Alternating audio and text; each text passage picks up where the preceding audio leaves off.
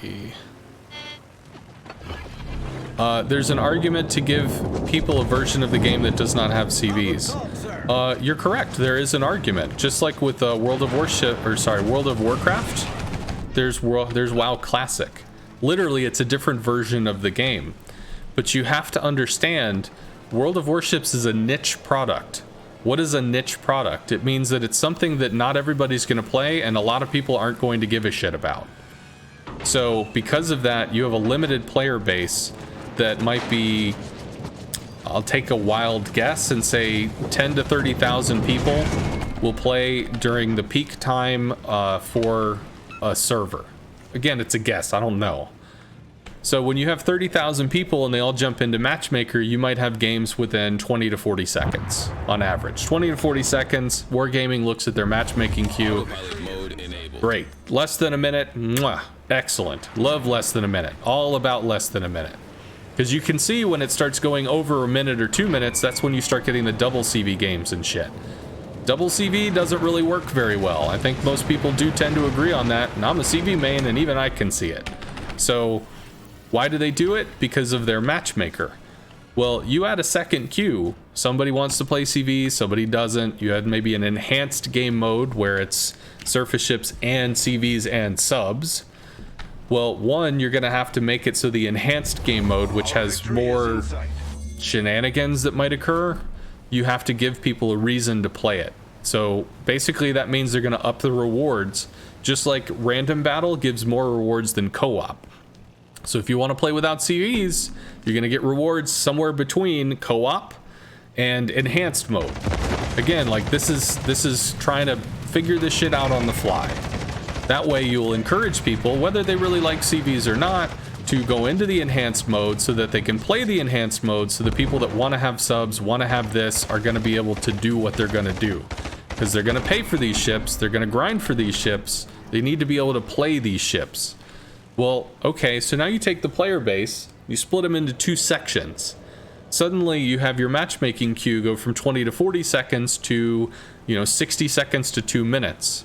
Wargaming does not want their matchmaking queue to go to X amount of time, because in a free-to-play game, you can math out when somebody sits in queue for X amount of time, they don't play again. They'll wait, oh man, that took like 3 minutes, fuck it, I think I'm done for today, and they don't play again. But when they don't play, that means that people don't get to play against them. That's less people in the queue, it's less people playing the game, which means the queue slows down more, which means other people say, fuck it, I think I'm just gonna go to bed. When you add a second queue, it starts getting kinda awkward, which is one of the reasons why, like, with League of Legends, they removed 3 versus 3. Because it diluted the queue. They removed, there was this thing, Dominion mode. There weren't a lot of people that played 3v3, but they really loved it. I loved 3v3. But they didn't have a balanced team that could support it. They didn't have enough player base that could support it. So because of that, they yanked the queue. Dominion, well, it was slightly different, but they didn't have a balanced team that could balance it. They didn't have the player base to support it, so they yanked it.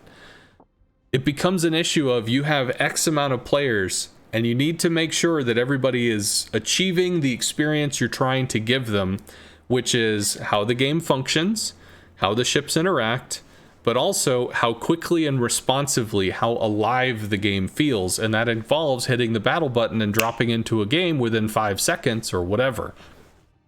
A similar thing is if you order a pizza, like for delivery, pizza places have charted out that if you can get a pizza to somebody's house within 10 to 15 minutes, they are extremely likely to order again within the same week.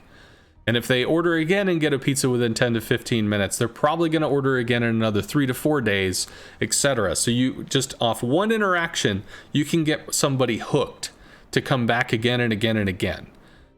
Free-to-play games, same thing. You have to retain the audience, because if somebody logs into the US thing and they sit 4 minutes in queue and then they sit 5 minutes in queue, well, okay, maybe people just aren't playing this anymore, and then they play a different free-to-play game and they disappear for 6 months. This is something that they have to factor in. This is a part of how they create the game. It's not just so easy as like, fuck it, I'm just gonna make another button. Like, if you're wondering why is ranked battle confined to a section of time, it's confined because there's enough people that the random battle queue will work while the ranked queue is active.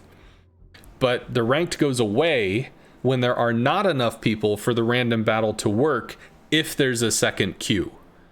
That's what the time gating is for. Does it suck that you can't play ranked 24 hours a day? Sure. Some people would sit in ranked for 15 minutes. They'd put on a fucking movie and wait for a match. But realistically, the average person is not going to do that. And having the ability for somebody to sit there, potentially slowing down randoms, it's just too much. They won't do it.